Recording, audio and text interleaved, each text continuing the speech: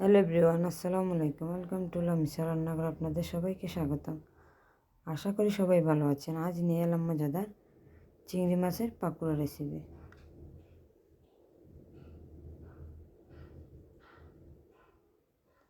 এই শীতের সন্ধ্যাবেলা কিন্তু পাকোড়ার রেসিপিটা আপনারা ট্রাই করতে পারেন। চায়ের সাথে কিংবা মেহমান অতিথি আপ্যায়নের জন্য পাকোড়াটা কিন্তু খুবই মজাদার। তো চলুন আপনাদেরকে আমি আজ পাকোড়া রেসিপিটা বানিয়ে দেখাচ্ছি। প্রথমে এখানে নিয়েছি ছোটো ছোটো চিংড়ি মাছ।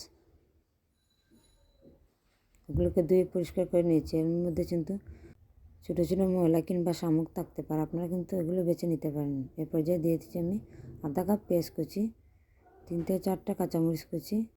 আপনারা আপনাদের জাল অনুযায়ী কাঁচামরিচটা অ্যাড করতে পারেন কম বেশি। এ পর্যায়ে দিয়েছি আমি ধনে পাতা কুচি। তারপর দিয়ে দেবো আধা চামচের কম আদা বাটা, আধা চামচের কম রসুন বাটা। তারপর দিয়েছি পরিমাণ মতো লবণ।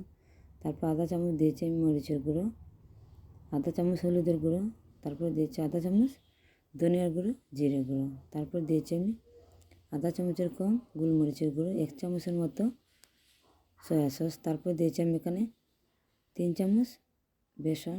তারপর আমি এগুলোকে হাত দিয়ে মেখে নেব। এ পর্যায়ে আমি আরও 2 চামচ বেসন অ্যাড করেছি। আপনারা আপনাদের পরিমাণ মতো বেসনটা অ্যাড করতে পারেন। তারপর এগুলোকে ভালোভাবে মেখে নিয়ে আমি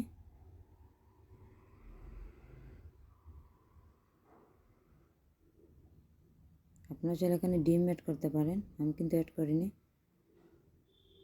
তো আমার মাখানো হয়ে গেলে আমি কিন্তু এগুলোকে ভেজে নেব।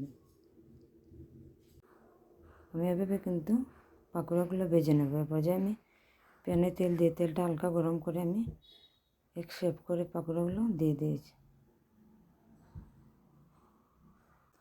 প্রথমে কম আছে এগুলোকে হালকা করে ভেজে নিতে হবে। তারপর একটু চুলা আঁচটা বাড়িয়ে আমি এগুলোকে উল্টে পাল্টে ভেজে নেব।